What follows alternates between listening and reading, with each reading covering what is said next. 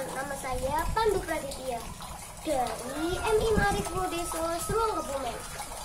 Nah teman-teman, kali ini Pandu akan membawakan sebuah cerita yang sangat menarik serta tak kalah menariknya dengan cerita Candi Prambanan.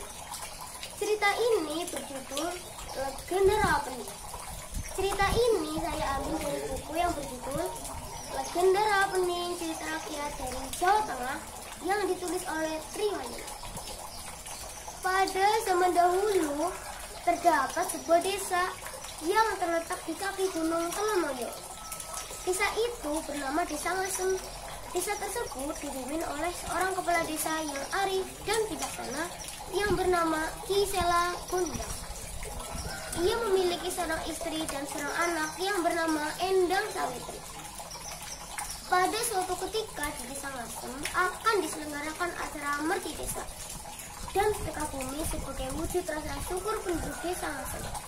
Sebagaimana kebiasaan dalam rangka merti desa, dibutuhkan sarana tolak bala berupa sesaji dan pusaka sakti milik seorang resi terkenal yang bernama Ki Hajar Salokantara.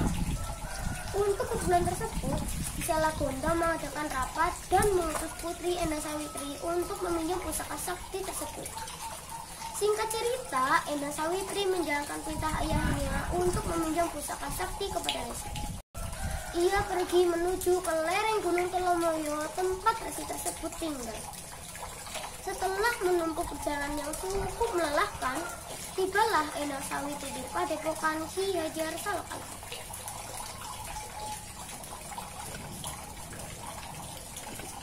Assalamualaikum, permisi Ki. Waalaikumsalam. Cintai Ki. Salah seorang laki-laki menjawab salam Endang Sawitri.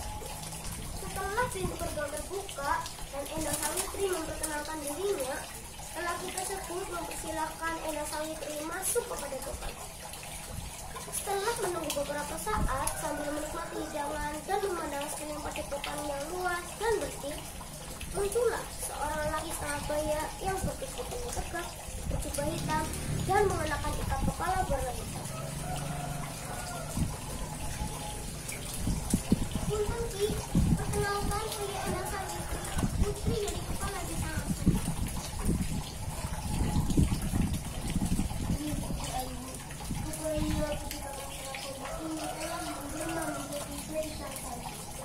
Ada apa Kakak Sela Gondang mengutuskan saya? Begini Ki, Desa Ngasem akan diadakan merti desa. Ayahanda sebagai kepala desa memilikinya mengadakan pesta rakyat. Sebagai salah satu syarat tolak bala, dibutuhkan sesaji dan umbar-umbar merti desa. Salah satunya adalah pusaka sakti milik Ki Hajar Salokantara. Untuk itu, ayahanda mengutus saya datang kemari untuk meminjam pusaka sakti. Jelas Endang Sawitri. Setelah beberapa lama terdiam, sang resi masuk ke padepokan. Kemudian, sang resi keluar lagi dengan membawa sebuah benda yang dibungkus dengan sarung berwarna coklat yang sudah terlihat rusak. Ternyata, benda yang dibawanya adalah sebilah keris yang masih berwarna. Dengan hati-hati, sang resi mencabut keris dari warang kayu.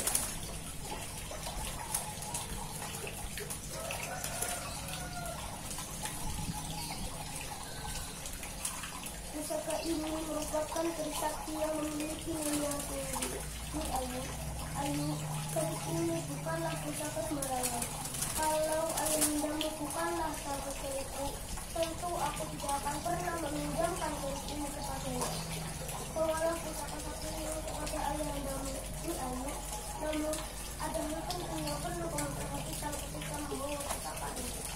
Bawalah pusaka sakti ini dengan hati-hati dan jangan sekali-kali meletakkan pusaka sakti ini di atas tangga.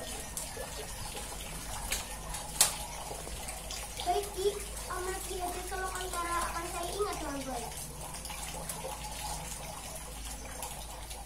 Setelah menerima pusaka sakti yang dibutuhkan ayahandanya, Endang Sawitri berpamitan kepada Ki Hajar Salokantara.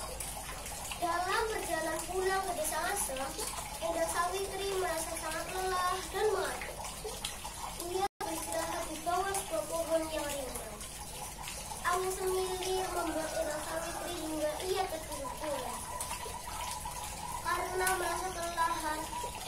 Sawitri lupa akan pesan sang resi. Ia meletakkan pusaka sakti itu di atas pangkuannya.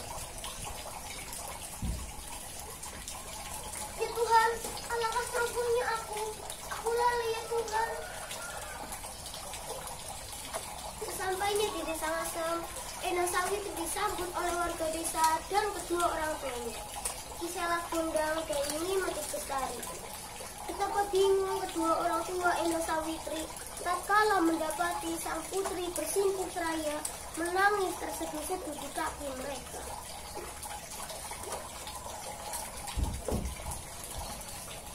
Sudahlah anakku, semua sudah takdir dari Tuhan.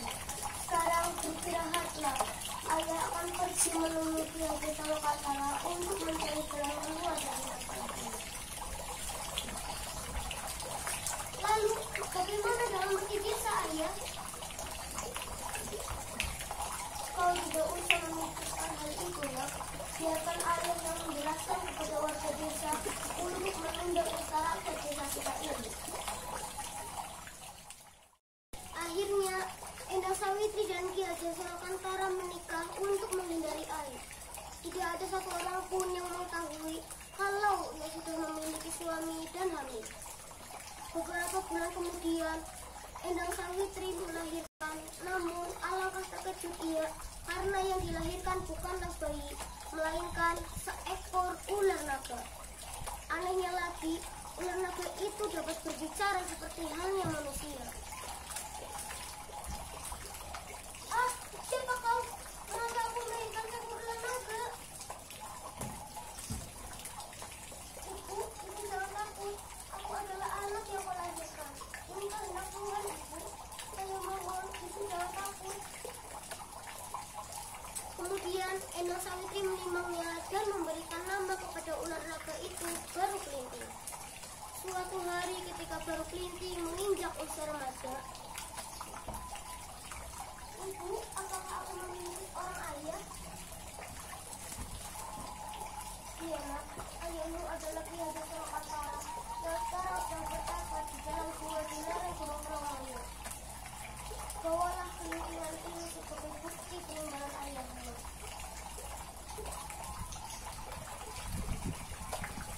Baru Kelinting pun pergi menyusuri hutan untuk mencari tempat pertapaan sang ayah. Sampai di pertapaan, Baru Kelinting masuk dalam gua dan menemukan seseorang yang sedang bertapa di dalam gua. Apakah benar ini tempat pertapaan Ki Hajar Saloka? Ya benar, sayalah Ki Hajar Saloka. Berarti Ki Hajar adalah orang tuaku yang sudah lama aku cari-cari. Aku adalah anak dari Endang Sawitri dan ini kelintingan yang konon peninggalan Ki Hajar. Ya benar, dengan bukti kelintingan itu kamu benar anakku. Namun, aku perlu satu bukti lagi.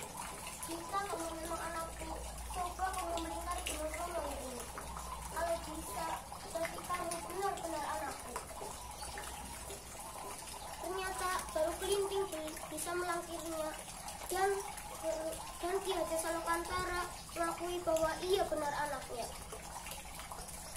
Ki Hajar Saloka lalu meminta Baru Kelinting untuk bertapa di dalam hutan untuk mendapatkan wujud manusia.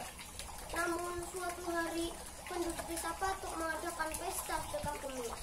Untuk memeriahkannya, rakyat beramai-ramai mencari hewan dan akhirnya menemukan seekor ular naga besar yang sedang bertapa di dalam gua. Dan mereka pun langsung memotongnya dan membawanya pulang.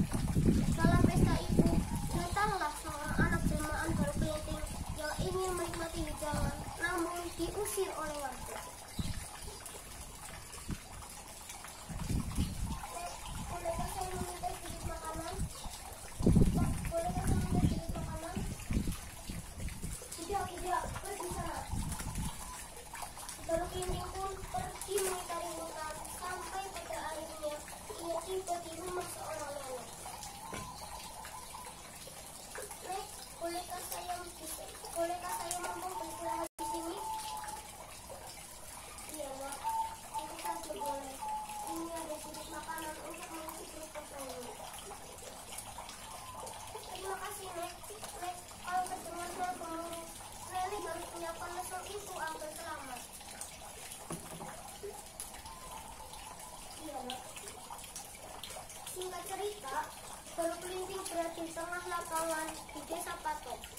sana ia mengumpulkan para warga dan mengadakan sayembara. Jika ada yang bisa mencabut lidi yang ia tancapkan ke tanah, maka ia akan segera pergi meninggalkan desa itu. Namun tak seorang pun yang bisa mencabut lidi yang ia tancapkan ke tanah. Akhirnya baru Kelinting bisa mencabut lidi itu. Lalu muncullah sebuah mata air yang deras dan semakin membesar dan menenggelamkan seluruh desa itu, kecuali nenek yang ia peringatkan untuk menaiki sebuah mesin. Tempat itu akhirnya menjadi sebuah rawa yang airnya sangat jernih dan bersih, sehingga disebut Rawa Kening.